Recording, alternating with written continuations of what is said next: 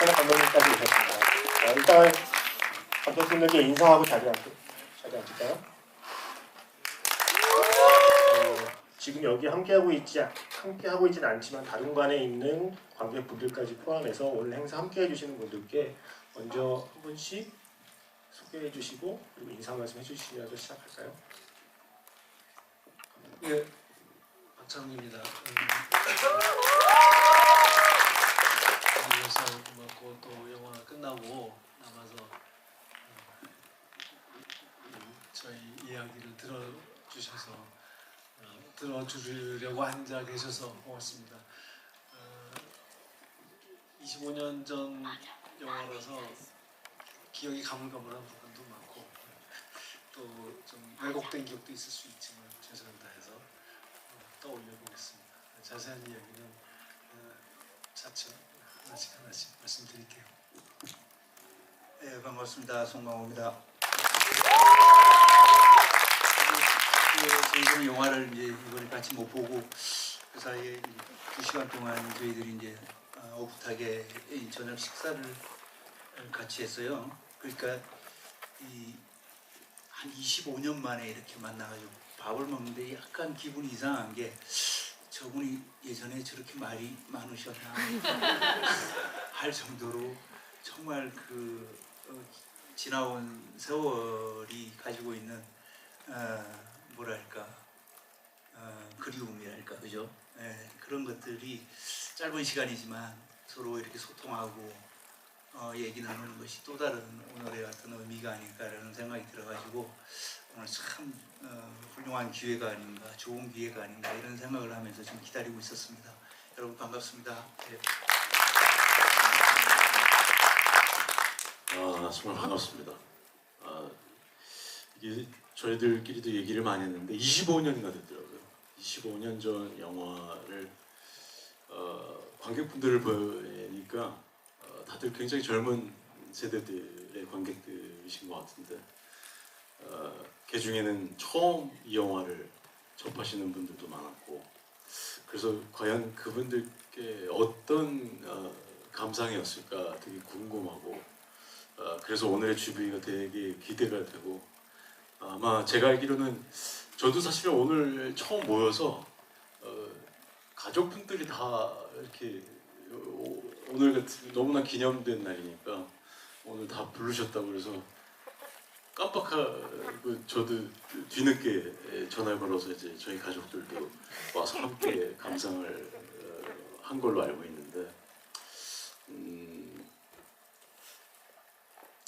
이렇게 얘기를 하다가 무슨 얘기 하려고 했는지 깜빡이네요. 정말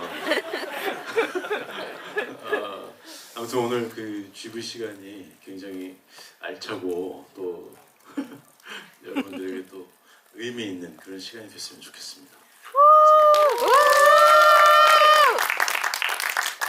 와주셔서 감사합니다. 저는 사실 오기 전에 사실 좀 떨렸어요. 망설이기도 하고 왜냐하면 JSA 할 때도 여자 배우는 저 한눈아였고 다른 남자 이제 연기자분들이 함께 보시면 아시겠지만 있어서 좀 외로운 감이 있었었거든요. 그래서 오랜만에 정말 덕분에 여러분 덕분에 또 CJ 덕분에 25년 만에 이렇게 물론 신하균 씨가 안 계셔서 너무 아쉽지만 완전체가 된 것을 처음이었기 때문에 너무 좀 사실 떨리고 좀 부끄럽기도 했는데 말씀하신 것처럼 막상 모여서 식사하면서 이런저런 얘기하니까 너무 편안하고 이런 모임에 자주 왔을 거라는 생각이 들더라고요. 그래서 너무 저는 따뜻하고 정말 고마운 시간이었습니다. 오늘 지금 이 시간도 여러분께도 그런 시간이 되었으면 좋겠고 따뜻하게 돌아가실 수 있도록 저희도 최선을 다해서 솔직하게 재밌게 얘기 드려보겠습니다. 감사합니다. 그 참여한 배우로서 참 감동적인 자리입니다. 근데 그 남성식 일병이 어느 또 나이가 들어서 50대 중반이 됐고요. 오늘 아쉽게도 51살 막내 신하균 씨가 못 오는 바람에 제가 오늘 귀한 막내를 담당하게 됐습니다. 저도 요즘 웬만한 현장 가면 거의 제일 큰 형이거든요. 오늘 재미있게 여러분들이랑 많은 얘기 나누도록 하겠습니다. 와주셔서 감사합니다. 안녕하십니까. 저는 CJENM에서 영화 사업 맡고 있는 고경범이라고 합니다. 반갑습니다. 저도 25년 만에 이 영화를 다시 보면서 그때는 영화를 공부하던 그 영화 학도였고 지금은 그 영화 사업을 또 그 하는 입장에서 다시 그 영화를 돌아보면서 참 그 영화사적으로 중요한 이 작품을 CJENM 30주년 맞아서 다시 소개해드리게 돼서 참 그 뜻깊고 그 좋은 그 일이라고 생각됩니다. 오늘 여러 가지 의미 있는 말씀들 많이 나누고 그 추운데 그 조심히 돌아가셨으면 좋겠습니다.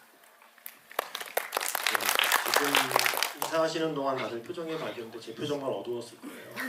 이제 인사했는데 시간이 오늘 우리에게 주어진 시간이 많지 않아서 저 혼자 지금 마음이 좀 급하네요. 오늘 저는 진행을 맡은 사람이고요. 영화 속의 사건이 일어나는 시간이 새벽 2시 24분인데 새벽이요. 그 시간에 만약 김광석 테이프를 안 틀고 라디오를 틀었으면 들었을 수 있는 방송입니다.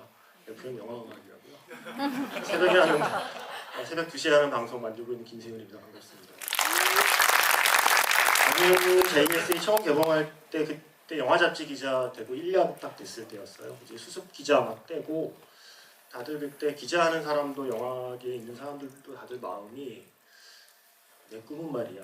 약간 그런 거였죠. 영화 속 오경태 중사의 대사처럼 언젠간 우리 대한민국이 할리우드 영화보다 재밌는 걸 만드는 기야 라는 마음을 갖고 영화를 만들고 기사를 쓰던 시절이었어요. 근데 그 꿈이 생각보다 빨리 이루어지네 라는 생각을 하게 만든 작품이었고 25년 만에 이 영화를 다시 보면서 느낀 게 이게 25년 전 영화라는 게 믿기지 않다. 지금 신작이라고 해도 어색하지 않다.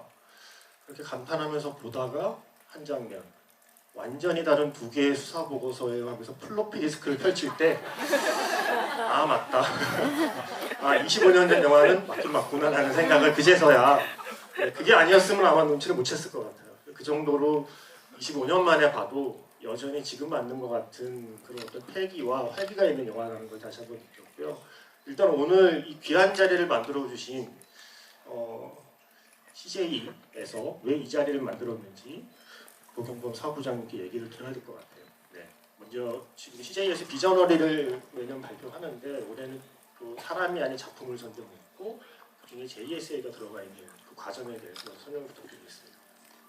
그 먼저 간단하게 비저너리에 대해서 설명을 드리면 저희가 2020년부터 그 컨텐츠, 엔터테인먼트 업계에 어떤 독보적 영향력을 미치고 또 새로운 비전을 제시한 분들을 선정해서 비저너리를 매년 발표하고 있습니다. 중에 그 박찬욱 감독님도 23년에 선정이 되셨고 손광호 배우님도 21년에 선정이 되셨는데 그 올해는 저희가 CJENM 그 컨텐츠 사업 30주년을 맞아서 사람이 아닌 그 인물이 아닌 영화 또는 그 드라마, 예능 이런 그 콘텐츠 엔터테인먼트 업계의 어떤 그 깊은 족적을 남긴 작품 20편을 선정해서 그 소개해드리는 그 자리를 마련했습니다. 그래서 그 첫 번째 작품이 이 공동연구 JSA이고 이 작품이 그 선정된 배경에는 제가 그 해외 영화인들을 만나다 보면 그 한국 영화에 대해서 굉장히 좀 공통적으로 신기해하는 부분이 있습니다. 그게 뭐냐면 한국 영화는 이런 칸 영화제에서 상을 받고 이런 영화들이 굉장히 블록버스터처럼 그 나라에서 그 흥행 박스오피스 탑 5 내에 들고 어떻게 이런 일이 그 일어나는 나라냐라는 이제 질문을 받는데 그런 흐름을 쭉 쫓아서 올라갔다 그 수원지로 올라갔다 보면 그 만나게 된 작품이 이 작품이 아닌가 싶습니다. 그래서 이 작품은 어떻게 보면 그런 그 어떤 감독님의 예술적인 비전을 어떤 간직하면서 동시에 어떤 상업적인 그 확장성을 갖는 어떤 첫 번째 영화가 됐고 이후에 이런 비슷한 영화들이 계속 많이 만들어지게 된 어떤 동력을 그 어떤 산업에 불어넣고 그런 영화들을 또 보고 자란 세대들이 또 그 이후에 여러 장르, 콘텐츠 여러 장르에서 활약을 하면서 지금의 한국 콘텐츠의 어떤 위상을 만들지 않았나 이런 생각을 하게 됐습니다. 그런 의미에서 어떤 이 작품을 선정하게 됐고 오늘 뭐 그런 여러 가지 말씀들 나누면서 이런 의미들을 되짚어보면 좋겠습니다. 네. 덕분에 이렇게 귀한 자리가 계속 보면서 이 조합이 좀 실화인가? 라는 생각을 할 정도로 여러 번 모두 반가운 조합이 만들어진 거고요. 아까 말씀하셨듯이 송강호 배우님하고 박찬욱 감독님 두 번째 비저너리 선정이에요. 좀 소감이 좀 남다르신지. 비저너리가 상금이 있나요? 트로피 좀 아주 멋있는 트로피가 있죠. 네, 인물 그러니까 하나의 개인으로서 하나의 창작자로서 받는 상도 영광스럽지만 이렇게 작품으로 받게 돼서 좋은 점은 이렇게 모일 수 있다는 거. 참여한 우리 배우들 하균이가 빠졌지만 하균이는 뭐 놀러 갔다고 얼마나 재밌는 데로서 뭘 하고 노는지 모르겠고 그 배우들뿐만 아니라 참여했던 스태프들도 와 계시거든요. 이렇게 모일 수 있는 그 계기를 만들어 주셔서 이 행사 주최하는 정말 고마운 마음을 갖고 있습니다. 송강호 배우님 그 두 번째 비저너리 선정에 대한 소감을 여쭤봐도 그런 소감보다는 이제 이렇게 감독님 말씀대로 오늘 이제 저희 가족도 다 오시고 또 지금 병환 씨도 그러고 그러니까 이게 뭐냐면은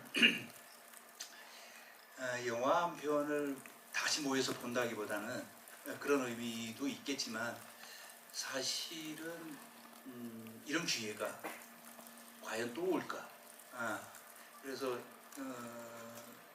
이 큰 스크린을 통해 가지고 25년 전에 어떤 우리가 막연하게 그런 작품들의 어떤 울림과 느낌, 감동 이런 것들이 있었고 또 기억이 가물가물하지만 그런 것들 다시 한번 모여가지고 그 스크린을 통해 가지고 같이 이렇게 느낄 수 있는 이런 시간, 이런 기회가 너무너무 소중하고 너무너무 감사한 일이죠. 그래서 감독님도 계시지만 사실 여기 명필름 제작사, 명필름 관계자분들 와 계신지 모르겠습니다만 그 명필름이라는 정말 훌륭한 그러니까 한국 영화의 어떤 발전에 정말 미래를 보고 비전을 가지고 과감하게 그 엄혹했던 시절에 이런 훌륭한 작품을 기획하고 만들 수 있었다라는 어떤 그래서 우리 한국 영화의 지금의 현 주소를 다시 한번 생각할 수도 있고 우리가 앞으로 어떤 작품을 만들어 나가고 관객과 소통할 수 있나 이런 또 생각을 또 다짐할 수도 있고 되돌아볼 수도 있고 그러니까 이런 기회를 CJ에서 마련해 주신 것 같아가지고죠. 저녁도 맛있었어요. 그렇죠. 맛있는 저녁도 주시고 두루두루 날도 춥고 이런데 참 좋은 것 같아요. 진심으로 그 만족스러워하는 표정을 제가 좀 보았습니다. 정말 맛있는 저녁을 드신 것 같고요. 진실을 감춤으로써 평화가 유지된다는 건 판문점의 경우고 GV는 진실을 감추지 않아야 재미가 유지가 되거든요. 신하균 씨가 불참한 사유를 저는 부득이한 일정이라고 들었는데 지금 일단 처음 밝혀진 진실은 그렇게 부득이한 건 아니었을 수도 있겠다 라는 생각을 일단 하게 되고요. 명필름 얘기하셨으니까 일단 이 영화의 처음 좀 제작 과정을 좀 궁금해하실 것 같아요. 이게 이번에 비전어디로 선정하면서 선정한 이유를 보니까 국내 최초로 남북관계를 인간적 시선으로 풀어내서 사회의 고정관념을 깬 한국 영화사의 전환점이라고 설명이 되어 있어요. 그런데 그 처음에 명필름과 함께 이 영화를 준비하시고 이제 CJ가 나중에 그 이 작품 프로젝트에 함께하게 되는데 처음에 기획할 때는 감옥에 갈 수도 있겠다는 약간 걱정과 두려움으로 시작했다고 들었어요. 지금 기준으로는 영화에서 닭싸움 좀 했다고 남북한 농사가 감옥에 갈 일인가라고 생각할 수 있거든요. 당시에 이 영화는 어떠한 위험을 안고 있었고 그럼에도 불구하고 어떤 가능성을 두고 이 영화를 만들게 되셨는지가 궁금합니다. 예, 뭐 지금 젊은 세대가 잘 이해할 수 없는 이야기인데요. 저희 세대 그리고 이제 이 영화가 만들어지던 90년대 후반에 국가보안법이라는 법이 지금도 있지만 그때는 좀 더 제대로 작동하고 있었던 그래서 실제로 많은 사람들이 이제 거기에 그 귀에 걸면 귀걸이, 코에 걸면 코걸이 식의 해석이 가능한 법조항의 구속을 받고 있던 시대였기 때문에 이 영화를 보고 이게 그 이적 그 주적이라고 부르는 북한, 그것도 민간인도 아닌 군인과의 교류 우정 뭐 이런 것을 말하고 있다면, 그것은 고무 찬양이라든가 뭐 그런 뭐든지 하는 걸려면 걸 수 있는 때였죠. 그래서 실제 그런 일이 벌어질 수도 있겠다는 각오를 하면서 이 명필름 분들과 단단히 마음을 먹고 시작하자고 했었죠. 근데 싱겁게도 막상 개봉할 때가 되니까 김대중 대통령이 북한 방문해서 이제 정상회담을 하게 됐고, 그래서 그런 걱정은 정말 쓸데없는 기후에 지나지 않는 일이 되어버렸죠. 그러나 하여간 만들 때 당시만 해도 저희들은 되게 좀 비장한 각오로 만들었습니다. 사실 감독님께는 이게 되게 절박한 영화였잖아요. 예, 앞에 사실 이 영화를 데뷔작으로 아는 관객도 많아요. 그 점이 서운하신가요? 아니면 다행스럽다고 생각하세요? 제가 이제 앞에 두 편의 영화가 흥행이 안 돼가지고 이게 세 번째 기회가 마저 놓치면 이제 이 작품이 유작이 될 거라는 절박한 마음을 갖고 있었는데, 그렇게 절박했던 사람은 저뿐만은 아니었어요. 이병헌 씨도 영화하고 족족 잘 제가 누가 나를 미치게 하는가를 극장에서 보았습니다. 그 제목에 대한 답을 영화를 본 사람이 이렇게 스스로에게 던지면서 나가게 되는 영화였어요. 누가 나를 미치게 하는가. 진짜 영화에 대한 매니아시고요. 그런 영화까지 다 챙겨보시고. 그래서 감독님 말씀을 이해합니다. 그 배우도 절박했다는 거. 이병헌 배우님은 그렇 절박하셨다고 쳐도 송강호 배우님은 당시에 뭐 조용한 가족 그 직전에 있었고 넘버3 있었고요. 반치광이 이보다 먼저 개봉했었고요. 사실 충무로에서 가장 바쁜 배우셨고, 김태호 배우님도 이미 접속으로 흥행의 맛을 보셨고, 이영애 배우님도 이미 뭐 최고의 스타셨고, 근데 아까 말씀드렸지만 이미 두 편의 영화를 흥행에 실패하신 양은 오피셜이고, 우리 캐주얼하게는 이번에 이미 두 편 영화를 말아드신 박 감독님의 영화에 어떠한 마음으로 출연을 결심하게 되셨는지, 그리고 이 말씀하신 대로 소재 자체로 좀 낯설었을 텐데 그러한 좀 망설임은 없었는지, 처음에 이 시나리오를 받았을 때의 느낌, 이 영화에 출연하기로 마음먹게 된 과정, 그게 좀 궁금해요. 25년 전으로 최대한 기억을 좀 돌려서 김태호 배우님부터. 그 당시에는 시나리오 때문에 한 거죠. 지금 같았으면 아마 감독님 때문에 했을 텐데 지금 설명하셨듯이 농담이고요. 전혀 그런 거, 그 당시에 제가 뭐 그거를 감독님이 어떤 분이냐를 알고 뭐 작품을 정할 그것도 아니었고, 저는 우연치 않게 이 시나리오를 보게 됐거든요. 사무실에 갔다가 있어서. 그래서 너무 하고 싶다고, 전에 제 데뷔작에 접속을 했던 영화사 명필림에서 제작하는 거라 그래서 너무 하고 싶어서 했고, 또 아까 잠깐 말씀드렸듯이 저희 때 영화 개봉하기 전에 기술시사 보고 제가 종교는 없지만 이런 영화, 좋은 영화에 출연하게 해주셔서 감사하다고 말씀드렸었고, 혼자. 그리고 오늘 또 이런 자리가 있어서 너무 감동이고요. 저는 뭐 저한테 너무 천원 같은 작품입니다. 우리 소피 소령 같은. 저도 뭐 아시는 분은 아실 수 있고, 저도 97년인가 인샬라로 CJ에서 투자해서 말아먹었죠. 제가 그 영화를 극장에서 봤습니다. 그 영화는 인샤나를 외치면서 나오게 되는 영화. 얘기를 안 하려고 했는데 저도 뭐 그렇게 좋은 조건은 아니었습니다. 그런데 하여튼 좋은 작품이 되려니까 이렇게 좋은 분들이 모이신 것 같아요. 그리고 또 이렇게 타이밍도 좋았었고, 그리고 또 대본도 좋았었고, 그래서 이렇게 그랬던 기억이 납니다. 저는. 이병헌 배우님, 제가 아까 작품 하나 빼먹었는데 그 전에 내 마음의 풍금이 있었어요. 네, JS 전에 흥행작이 있었습니다. 네. 저는 바로 잡습니다. 감독님에 대한 어떤 뭐랄까 뭐랄까 기대감 같은 건 사실은 솔직하게 없었고요.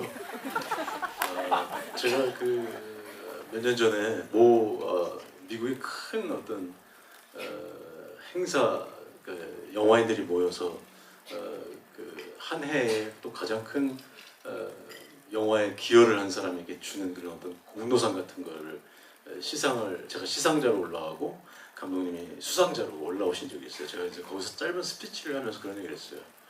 감독님과의 나의 만남은 정말 아주 묘한 그런 어떤 만남이었었는데 두 개의 작품을 이미 완벽하게 망하신 분과 이미 세 개의 작품을 완벽하게 말아먹은 저라는 배우와 어떤 그 조합이 서로 만나게 됐을 때 와 이것보다 더 좋은 조합이 있었을까라는 그런 이제 이야기를 농담삼아 하면서 이제 얘기를 꺼냈었는데 정말 영화를 시사회에서 처음 보고 마지막 장면을 이렇게 보면서 정말 너무나 감동을 했었던 그 기억이 25년 전에 그 기억이 여전히 생생하게 나요. 그때 근데 이병헌 배우님은 실제로 영화 개봉한 뒤에 상영관에도 개인적으로 많이 가서 엄청나게 많이 봤던 얘기를 들었어요. 이 영화로 처음으로 제가 시상식에서 흥행 배우 이병헌입니다라고 인사를 했어요. 제가 그 얘기를 했을 때는 사실은 너무나 신나서 하는 뭐 그런 기분 좋은 어떤 인사이고 또 농담이기도 했지만 또 한편으로는 너무 숫자에 연연하기 시작하는 그 어떤 영화인들의 그 어떤 풍토가 약간 반항하는 느낌도 사실은 좀 있었어요. 왜 어쩌면 제가 너무 망한 영화만 해서 그런지 모르겠지만 다들 저거 몇만짜리 영화다 저거 몇만짜리 영화다라는 얘기들을 하니까 숫자로 그게 명명이 되는 것이 조금 싫었던 기억이 어린 마음에 좀 있었던 것 같아요. 어쨌든 저에게 흥행배우라는 수식어를 처음으로 안겨줬던 의미 있는 영화죠. 송강호 배우님 어떠세요? 처음에 이 영화. 저는 사실 한번 거절을 했던 작품이죠. 그래서 이제 거절한 이유가 마이크를 조금 예. 그 시나리오가 너무 뭐랄까 완벽을 추구한다고 해야 되나요?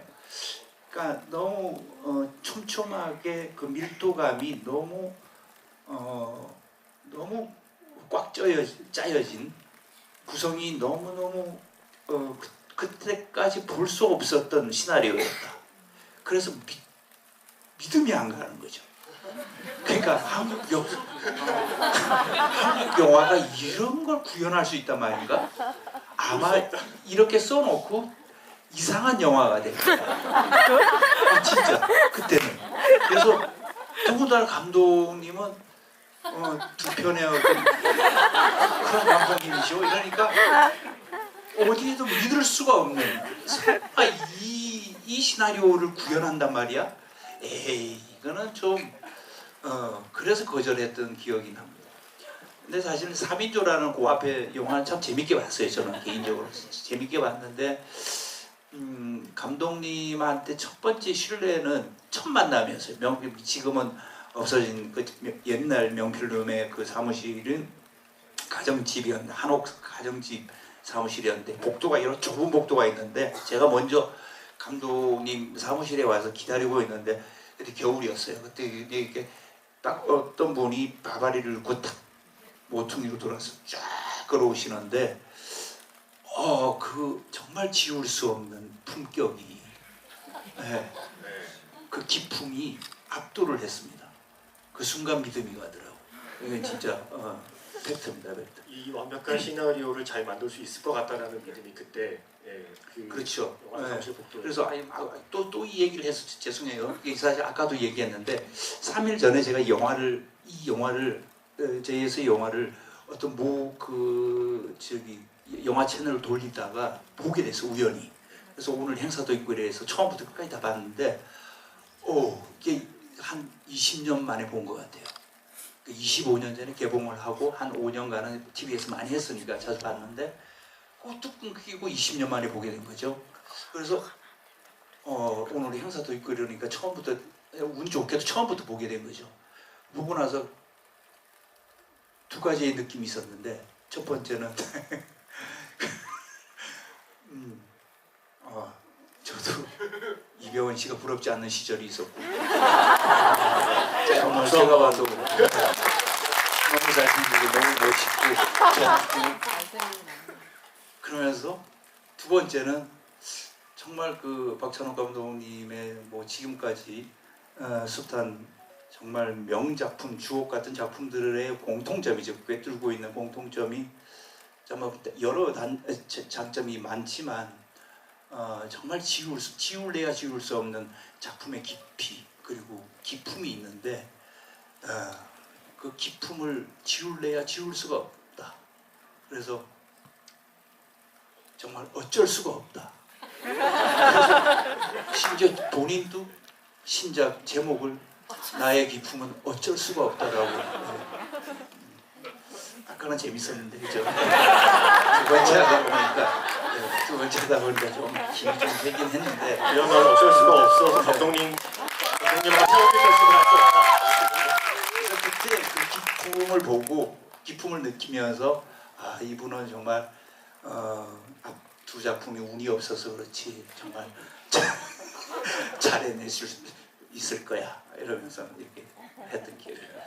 송강호 배우님은 그 만남에서 확신을 얻었다고 그랬는데 감독님께서는 많은 인터뷰에서 작품마다 그러니까 촬영 초반에 어떤 장면을 촬영하고 나서 그 배우의 그 장면의 어떤 연기를 보고 이 영화는 이 장면을 기준으로 나아가면 되겠다라는 어떤 확신을 얻는다는 인터뷰를 하셨어요.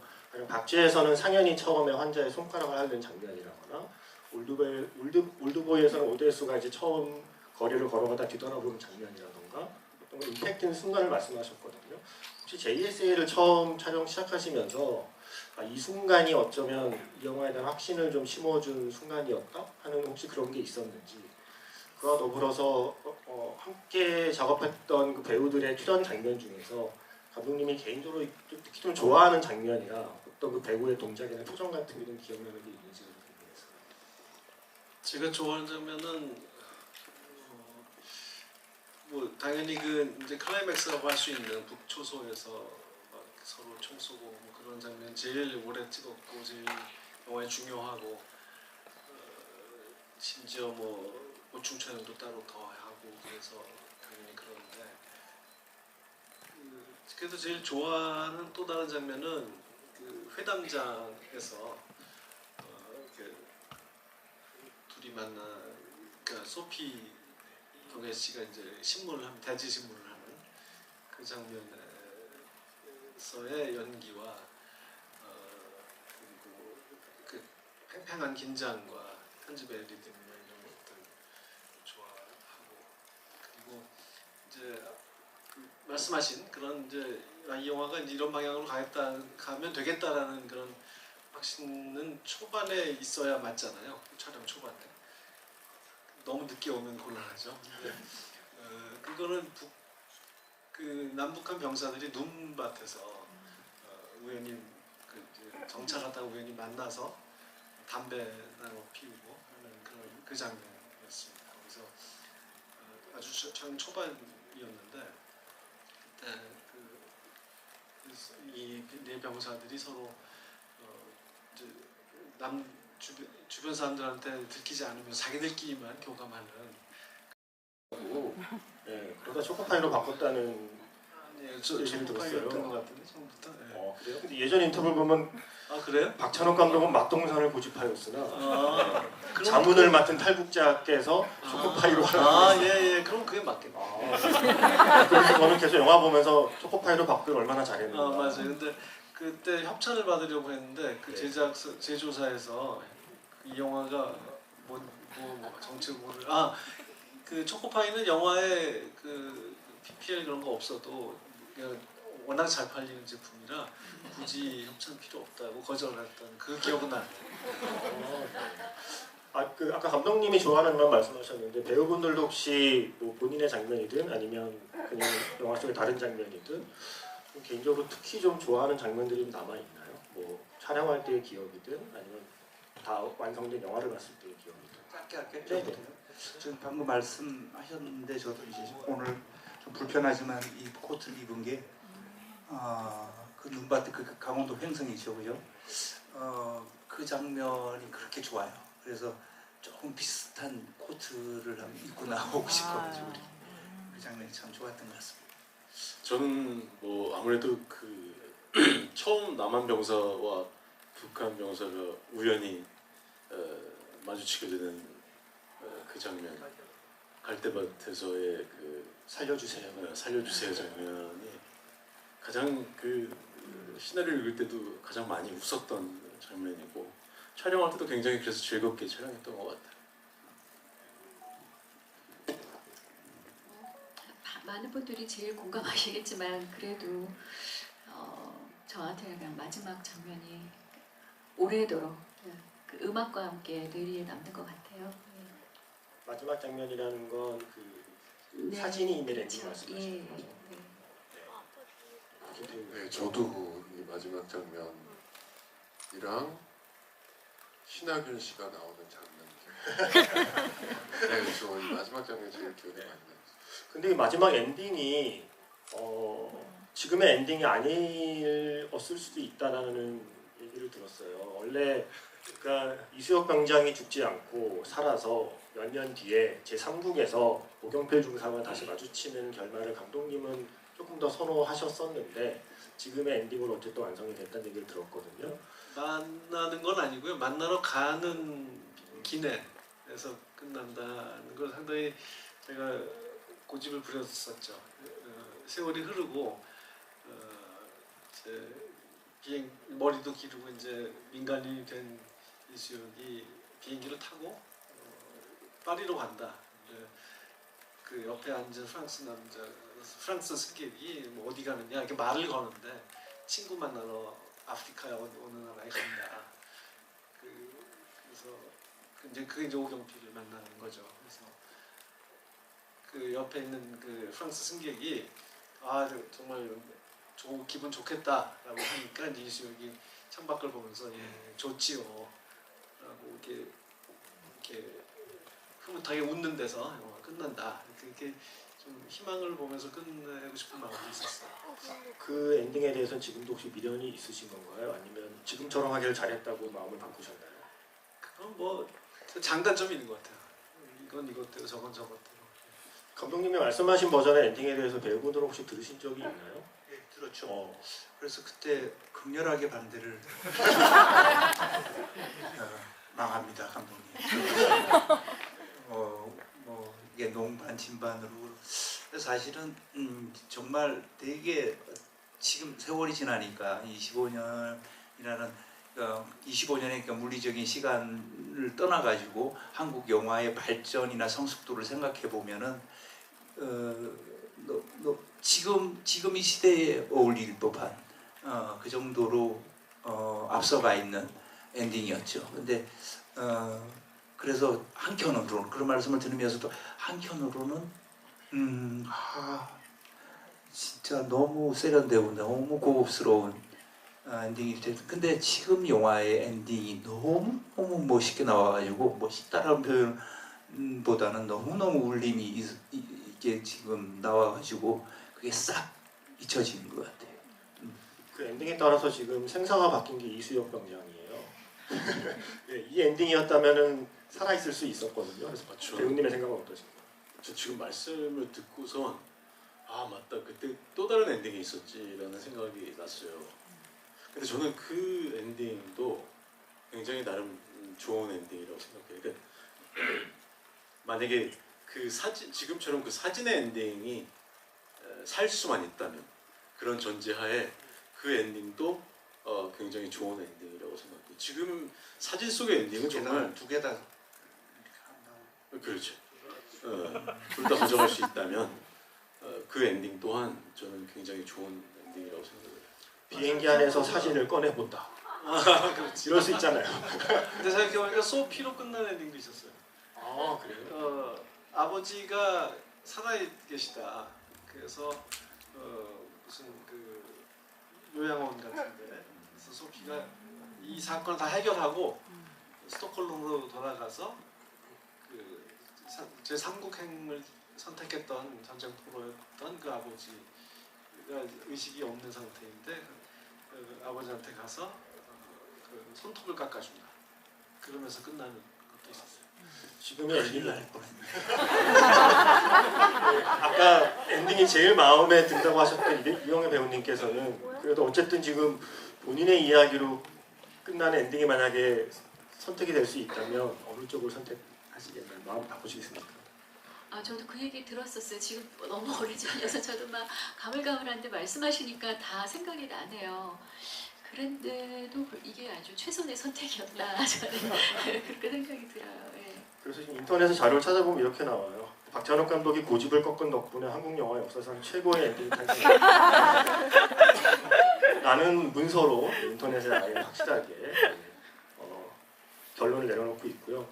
이거는 질문할까 말까 하다가 지금 얘기하다 보니 엔딩 얘기하다 보니 더 궁금해져서 감독님 원래는 더 과감하게 남북한 병사의 우정만으로는 약하다. 아예 사랑으로 가는 건 어떠냐. 그래서 이걸 퀴어로 할 생각을 하였으나 제작사에서 반대했다. 그래서 뭔가 아쉬워하는 인터뷰를 하셨어요. 지금도 할 수만 있다면 다시 만든다면 퀴어 영화로 하실 생각이 혹시 남아 계신 건가요? 21세기에 만들었다면 그럴 수 있지 않았을까요? 근데 이 영화를 만들던 1999년에는 좀 상상하기 실현시키기 어려운 일이었어요. 근데 지금 김태우 신하균의 그 눈빛을 지금도 자세히 보시면 더 이상의 자세한 설명을 생략할 것 같습니다. 예, 콜미바이 유어 관등 성명이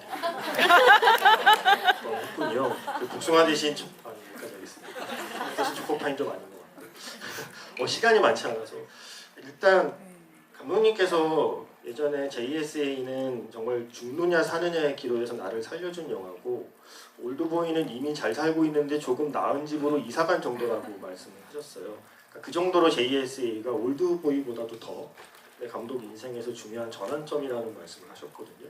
그 말씀을 하신 마음은 무엇인지를 25년이 지난 지금 여기 계신 관객분들께 좀 들려주시면 어떨까요? 두 가지 차원이 있는데 하나는 말씀드렸듯이 앞에 두 편, 그러니까 영화 감독이 한 편 실패하면 두 번째 기회 얻기가 어렵고 두 번째 또 실패했는데 세 번째 기회를 얻는 것 자체가 아주 드문 일인데 더군다나 이렇게 좋은 작품을 만나고 또 프로덕션에 아주 전폭적인 지원까지 얻고 이렇게 좋은 배우들을 만나서 일을 할 수 있게 됐으니까 정말 기적 같은 일이었어요 사실. 그렇기 때문에 저를 살려준 작품들을 만날 수 있고 두 번째는 제가 이제 바로 전에 찍은 단편 영화를 하면서 배우들과 어떻게 소통할지에 대해서 좀 많이 생각할 계기가 있었어요. 기주봉 선배나 그런 분들과 함께. 그러면서 그때 깨달음을 기초로 해서 이 영화를 만들 때는 더 적극적으로 배우들의 의견도 많이 듣고 대화를 많이 시도하고 그러면서 만들었거든요. 그것이 좀 연출자로서 개안 같은 그런 하나의 사건이었기 때문에 그 이후에 제 작품들은 다 여기서 시작됐다고 해도 과언이 아니죠. 감독님께 이 영화가 가진 의미가 있듯이 배우분들께도 이 영화는 한 편의 필모그래피 중에 한 편을 넘어서는 또 의미가 있을 거라고 생각이 들어요. 그래서 배우분들께 이 영화의 의미라고 해야 되나요? 이 영화가 좀 하나의 전환점이 만약 되었다면 어떤 의미에서 전환점이라고 할 수 있을지 그 말씀도 좀 여쭙고 싶습니다. 이번엔 김태우 배우님입니다. 저는 한동안은 이제 저라는 배우를 설명하고 하다가 안 될 때 JSA 보셨어요 하면 이제 다 해결되는 네, 그런 영화죠. 그러니까 배우 김태우를 말이 아닌 영화로 설명할 수 있는 작품. 아니 그러니까 다시 말씀드리면은 거의 지금 말고 그 전에는 거의 전 국민들이 네. 영화를 보셨던 안 보셨던 다 아시기 때문에 예, 뭐 다른 작품 설명하다가 JSA 얘기하면 다 아시는 그만큼 이제 다 알려진 그런 영화라는 의미로 말씀드린 겁니다. 이영애 배우님은 어떠세요? 이 영화를 통해서 20대 말에 이 영화를 만나서요. 30대 영화와 드라마 좋은 작품을 할 수 있었고 다시 또 박 감독님과 친절한 금자씨를 할 수 있는 또 계기가 되었었고 좀 저한테는 조금 화창한 30대를 보낼 수 있는 아주 관문의 아주 기적 같은 작품이죠. 저한테는. 네. 제가 그 시상식에서 흥행 배우라고 이제 인사를 할 수 있었던 영화라고 했지만 이 영화를 통해서 흥행의 맛을 알게 된 어찌 보면 자본주의의 맛을 알게 된 약간 그런 어떤 그런 부분도 없지 않아 있어. 어쨌든 이거는 뭐 거의 반농담이고요. 저 또한 김태우 씨처럼 외국에 가서 저를 설명할 때 가장 먼저 이야기하게 되는 그런 대표작이죠. 굉장히 여전히 젊은 한국 영화의 매니아들은 JSA를 빼놓고 얘기하지 않아요. 물론 뭐 어떤 다른 작품도 있겠지만 그들이 좋아하는 JSA는 정말 많은 사람들이 손꼽는 그런 작품으로 저를 설명할 때 정말 좋았던 것 같아요. 미국에서. 저는 이제 95년도 그러니까 딱 30년 전에 그 저기 홍상수 감독님의 돼지 거물에 빠진 날 촬영을 했어요. 그러니까 딱 30년 됐죠. 영화를 촬영한 게 30년이라는 세월이 뭐 어떻게 보면 뭐 짧다면 짧고 길다면 기는데 이 긴 세월 동안의 배우로서 숱한 어떤 굴곡도 있고 숱한 일들이 있지만 저한테는 잊혀지지 않는 첫 번째 화양연화였다. 네, 그 시대가 그 시기가 그 중심에 JSA가 있지 않았나라는 생각이 듭니다. 지금은 뭐 감독님하고 뭐 이렇게 한 20년 가까이 작품을 못 하고 있지만 그 뒤로 이 훌륭한 인생의 선배이자 훌륭한 거장 감독과 한 시대를 같이 호흡하며 살아오는 계기도 됐고 이병환 씨나 이영희 씨, 김태우 씨, 신하균 씨 같은 이런 정말 그 뭐랄까 너무너무 사랑하고 정말 그 가족 같은 그런 배우분들과의 첫 만남이기도 하고 그래서 숱한 뭐 누구나 다 그렇잖아요. 수많은 어떤 일들을 겪으면서 배우 생활을 하는데 가장 그리워할 만한 첫 번째 화양연화가 아니었나라는 생각이 듭니다. 이병헌 배우님 부럽지 않은 시절이라는 의미의 화양연화를 한 거죠? 네, 맞습니다. 사실 그 생각이 들었어요. 올드보이의 오대수를 만약에 1992년 감독님의 데뷔작이 나오던 해에 가두었다가 15년 뒤에 풀어주면 오대수가 제일 놀랄 일이 감독님의 변화일 거라는 생각이 들더라고요. 그 15년 사이에 JSA가 많은 관객을 만나고 올드보이가 칸에서 상까지 받았으니까요. 그리고 지금 그 질문을 부탁드렸는데 많은 질문이 오진 않았지만 몇 개 좀 겹치는 질문이 만약에 이 영화를 지금 다시 좀 만질 수 있다면 만약에 한두 군데 정도 손볼 수 있다면 감독님의 입장에서 그 배우님의 입장에서 좀 다시 좀 하고 싶은 어떤 그런 점이 있는지를 물어보는 기자분들이 좀 계셨어요. 예, 아주 분명히 있죠. 뭐냐면 그때 그 VFX, CG 기술이라는 게 분명히 한계가 있었죠. 근데 이 영화는 어쩔 수 없이 그걸 써야만 하는 뭐 이렇게 불을 질러서 그 시야를 확보하느라고 남북한 사이에 뭐 그런 불 타는 장면이라든가 몇 개 그 CG가 어쩔 수 없이 사용되는 장면들이 있는데 지금 기술이라면 좀 더 볼만하게 만들 수 있지 않을까 생각합니다. 배우님들 입장에서는 어떠세요? 오늘 사실 되게 좋았던 기억을 많이 이야기했는데 25년 전의 영화이기 때문에 지금 내가 만약 다시 찍으면 이 연기는 혹은 이 순간은 좀 다시 해보고 싶다는 장면이 혹시 있으셨나요? 이거는 기자님들의 질문입니다. 그런 뭐 각자가 조금씩 다 있죠 사실은. 다 있는데 3일 전에 그 TV로 볼 때 네. 그런 장면이 많이 나올 줄 알았어요 저는. 네, 진짜. 그래서 그 본인의 어떤 이병헌 씨 본인 영화를 자주 본다고요? 저는 잘 못 보겠더라고요. 그런 어떤 지점들이 너무 많이 보여가지고. 근데 3일 전에 봤을 때는 완벽했습니다. 사실 저는 이 영화를 한 40번 정도 본 것 같아요 극장에서. 그게 아마도 극장에서만 개봉 당시에 네, 개봉 당시에. 개봉 당시에 40분. 흥행의 맛을 그때 처음 알아서 관객들과 함께 같이 물론 이제 막 이렇게 뭐 모자도 쓰고 뭐 이렇게 해서 안경도 쓰고 막 이렇게 해서 가서 저 맨 끝자리에서 봤지만 그때 그 관객들이 함께 웃고 울고 하는 그거를 극장에서 내려가기 전에 정말 마음껏 계속 누리고 싶었어요. 그래서 되도록이면 많이 갔어요. 물론 그 이후의 영화들도 좋은 영화들이 저는 있다고 생각하지만 그렇게 많이 가본 경우는 없었던 것 같아요. 그때 처음 느껴봐서 그게 신기해서 정말 많이 극장을 몰래 찾아다니면서 맨 뒤에 앉아서 이렇게 관객분들이 어떻게 반응하는지 계속 보면서 그걸 되게 즐겼던 기억이 나고 당연히 어떤 작품이든 심지어 작년에 찍은 영화도 지금 보면 되게 약간 낯뜨거워지거나 아 왜 저렇게 했을까? 뭐가 이렇게 좀 아쉬운 것들은 항상 있어요. 근데 25년 전 영화니까 당연히 너무나 많이 그런 것들이 너무나 많이 보이겠지만 또 어떤 면에서 생각하면 내가 정말 20대의 연기를 지금 더 내가 녹익었다고 친다면 지금 내가 그 연기를 할 수 있을까 생각해보면 그래 그때 당시에 내가 좀 모자라더라도 그 연기에는 가장 적합했겠지라는 그런 위로를 하면서 그런 무한함을 넘어가죠.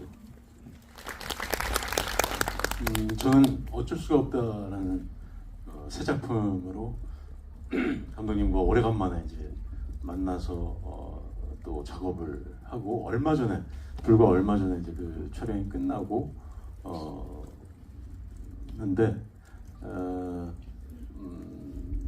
어쩔 수가 없다라는 영화 또한 이렇게 오늘과 같은 그게 20년 후가 될지 30년 후가 될지 모르지만 또 그 후에 이렇게 관객분들과 만나서 이야기할 수 있는 그런 작품이 됐으면 하는 바람이고 또 오늘 아마도 이 영화를 처음 보신 젊은 관객분들이 10년 뒤에 또 지금 감회가 새로운 마음으로 이렇게 우리도 영화를 본 것처럼 여러분들과 또다시 이런 자리가 생겨서 함께 봤던 지난 영화에 대한 이야기를 또 나눌 수 있는 자리가 생겼으면 좋겠습니다. 오늘 와주셔서 너무 감사합니다.